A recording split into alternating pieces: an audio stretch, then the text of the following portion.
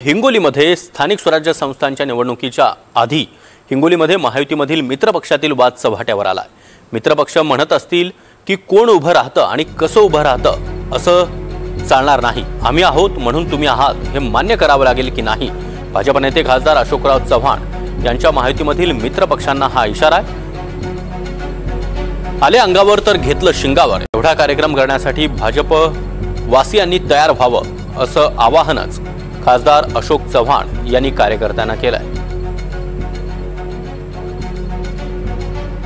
आम्ही आहोत म्हणून तुम्ही आहात हे मान्य करावं लागेल की नाही। दोन्ही मिळून झालं बाबा, आम्ही काय तुम्हाला शिवाय देतो, आम्ही तुम्हाला काय त्रास देतो, काहीच नाही। सगळे मिळून चाललाय कारभार तिन्ही पक्षाचा आहे म्हणून आम्ही काय म्हणतो का? तुम्ही म्हणणार की तुम्ही कसं राहता आणि कसं येता, असं कसं सहन करू आम्ही? मी तर नाही करणार बाबा, नांदेडवाले तर बिलकुल ऐकत नाही, आम्ही ऐकतो।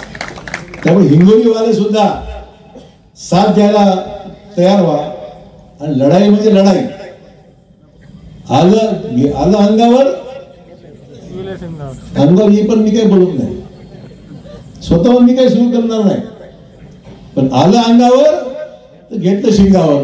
एवढा कार्यक्रम मात्र करण्याकरता हिंगोली वासियाने भाजप वासियाने मागे पुढे पाहिजे।